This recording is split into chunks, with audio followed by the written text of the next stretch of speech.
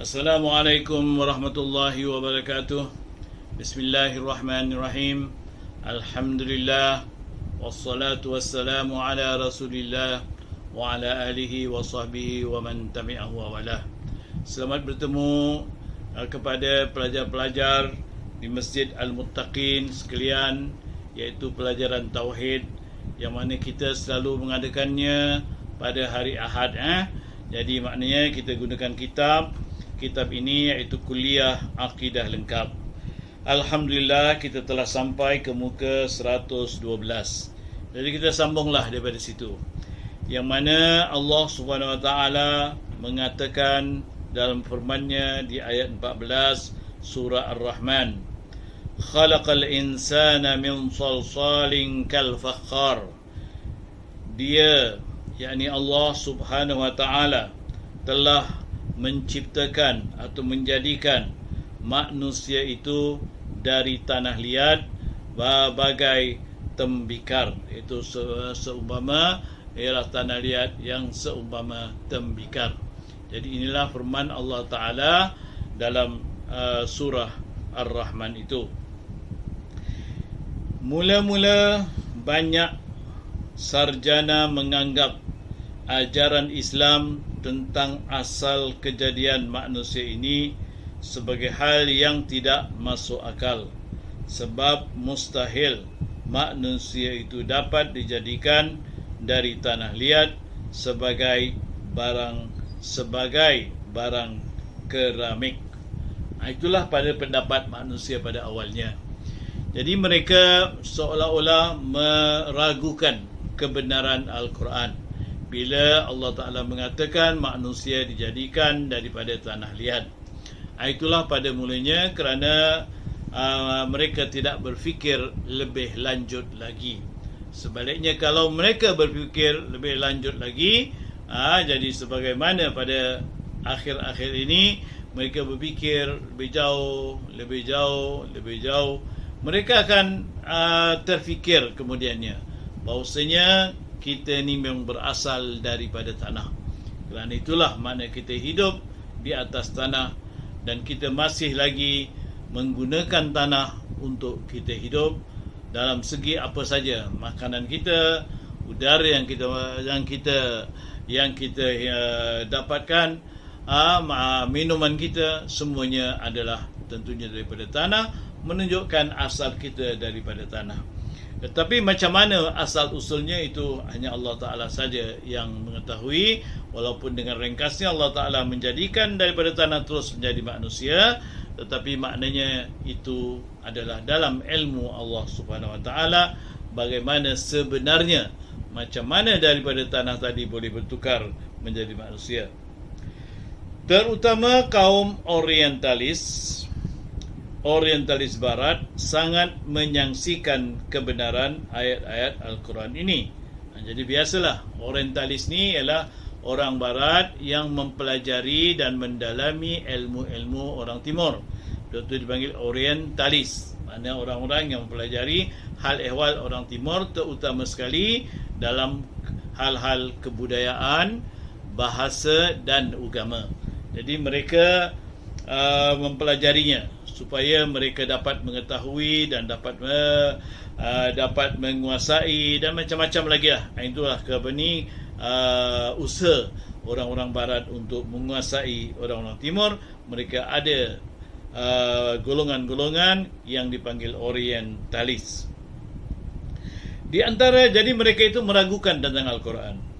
Mereka itu sengaja menanamkan kepada orang-orang Islam dan bukan Islam akan kebenaran Al-Quran itu sendiri, supaya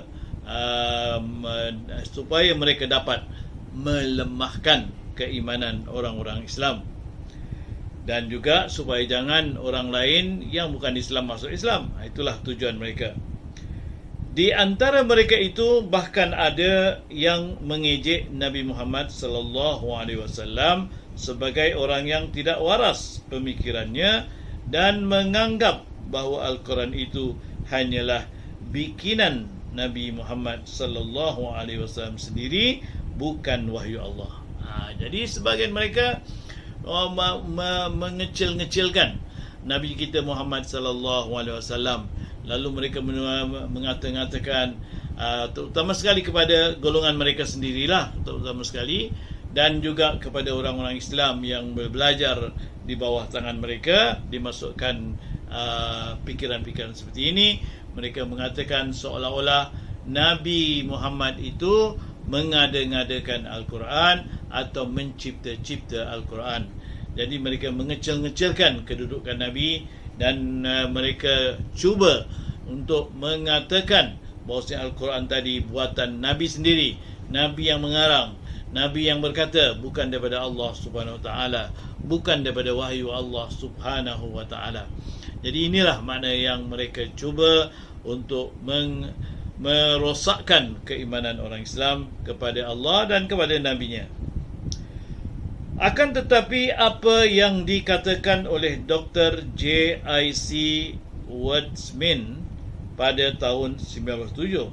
Jadi kita lihat apa kata doktor ni, iaitu Dr. Wordsmin pada tahun 1947. 1947 tu mana pada tahun saya lahir. Ini perkataan ini timbul pada 73 tahun yang lalu. Kita semua belum ada.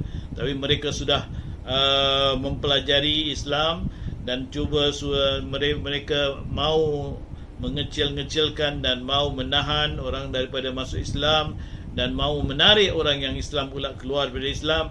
Jadi inilah mereka lakukan pada tahun 1947. Kata beliau, kata Wordsmin mengatakan, Wordsmin menulis dalam sebuah karangannya sebagai berikut. Yang lebih mengherankan lagi daripada terdapatnya benda-benda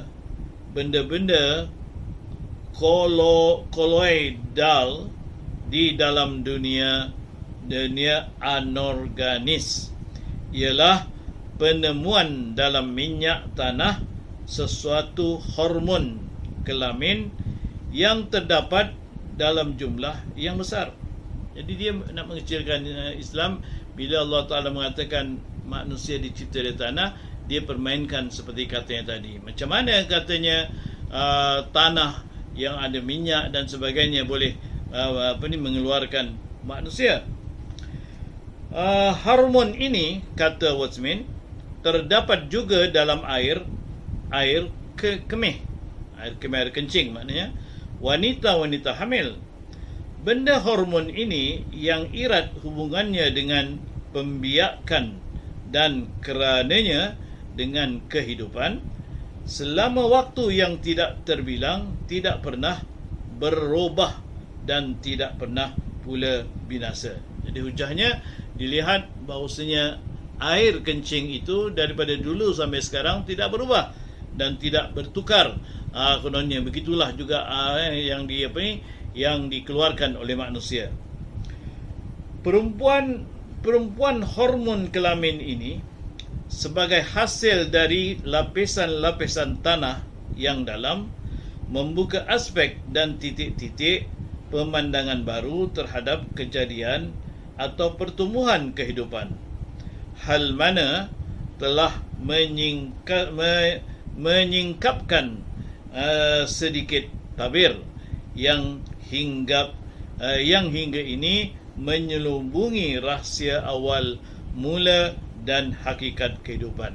Jadi daripada dia pelajari hormon-hormon wanita ini, jadi katanya dia berpendapat inilah yang yang kita nampak tidak ada perubahan daripada hal yang lain kepada hal yang lain. Kemudian Wordsmin dalam tulisannya itu mengutip pendapat Profesor Dr. Carrel yang mengatakan bahawa kita benar-benar berasal dari lumpur tanah. Jadi kemudian apabila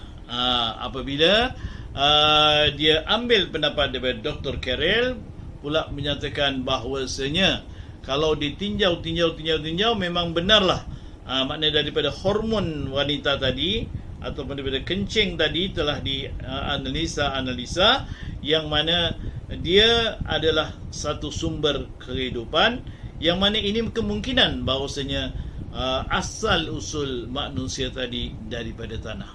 Jadi ini menunjukkan kebenaran Al-Quran. Jadi ini pendapat orientalis sendiri, tapi dia tak terang-teranglah mengatakan ini daripada Quran, tapi maknanya diambil daripada pendapat ini bahawasanya manusia kemungkinan berasal daripada lumpur-lumpur tanah.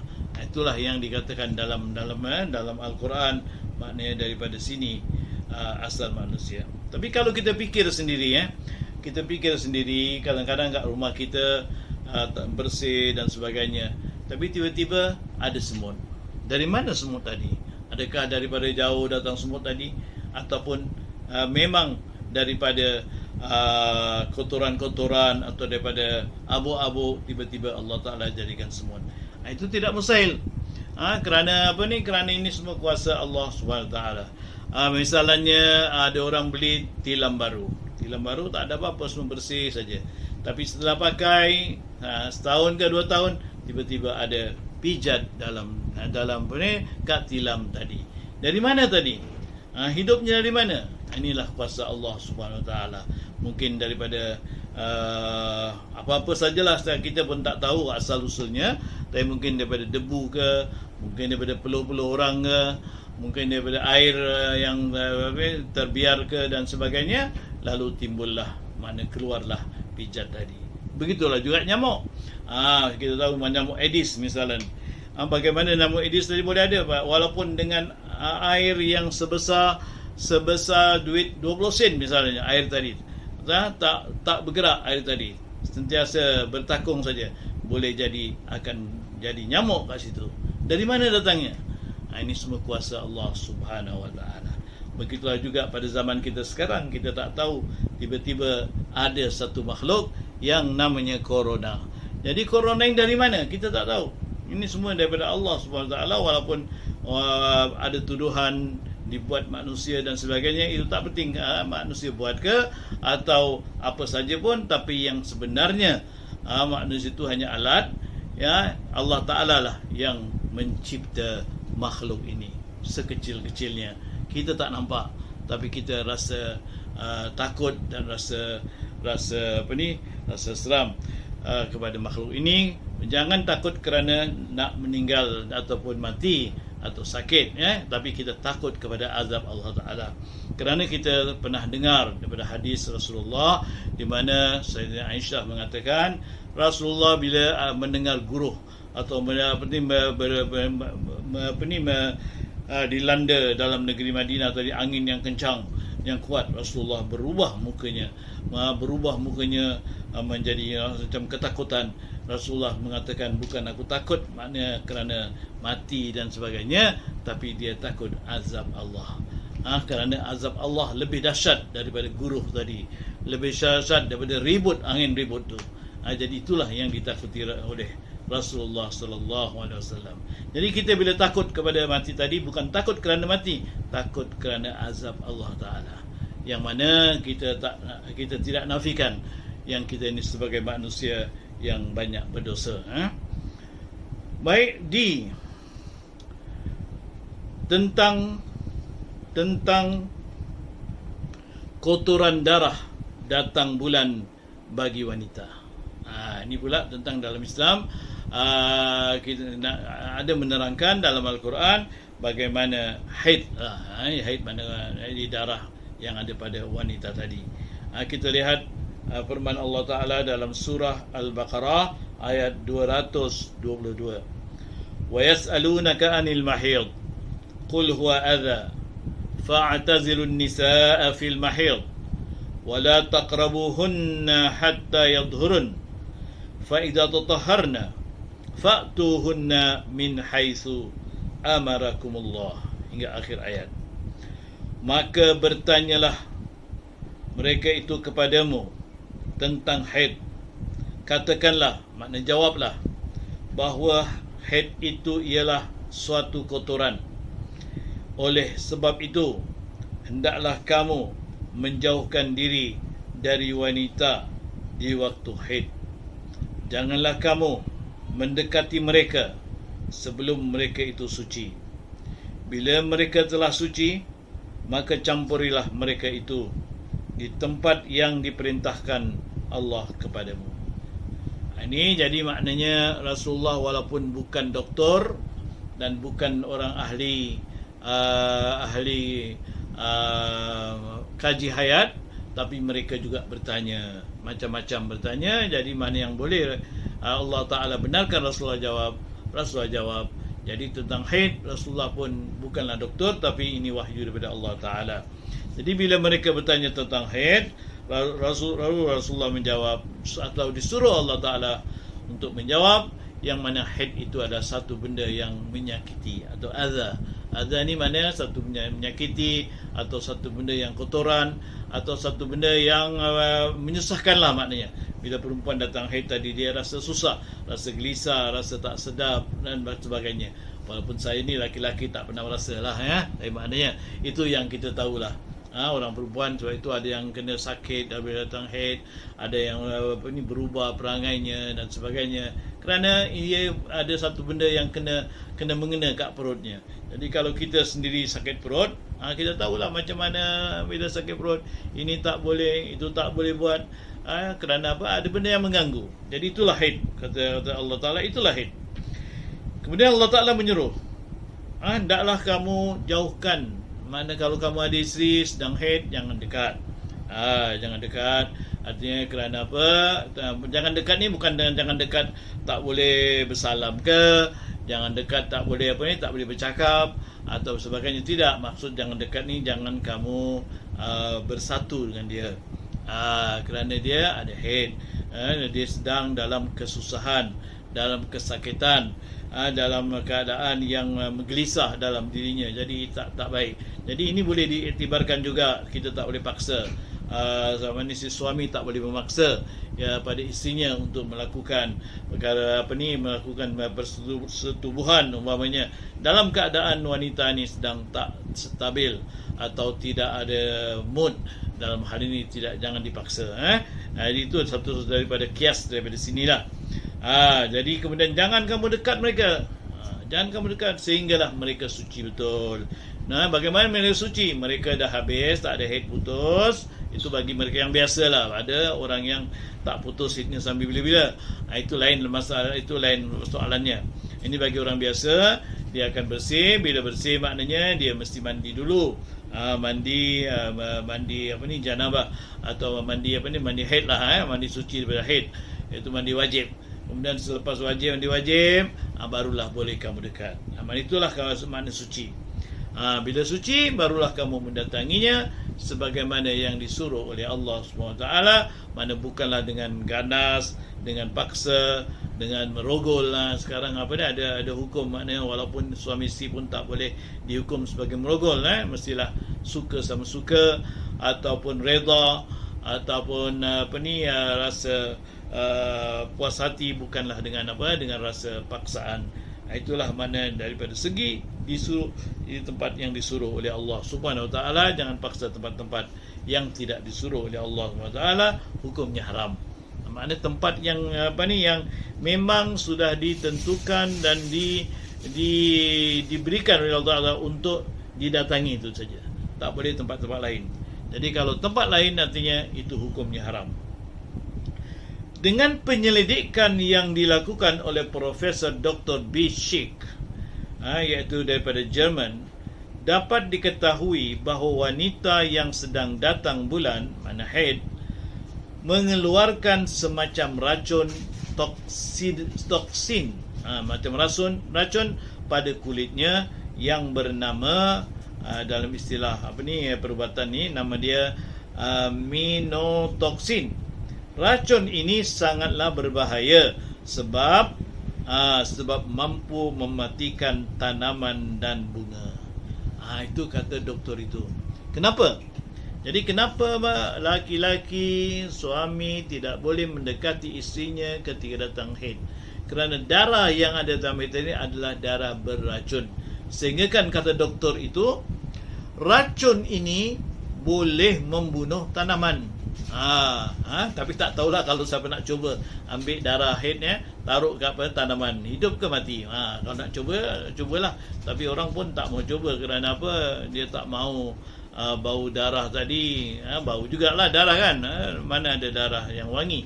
Jadi begitulah juga manusia bila mati, misalnya darah-darahnya tadi akan berbau.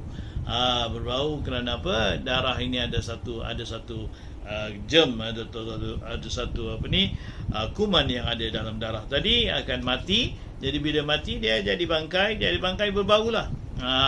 Kerana setiap darah kita ni ada sel-selnya.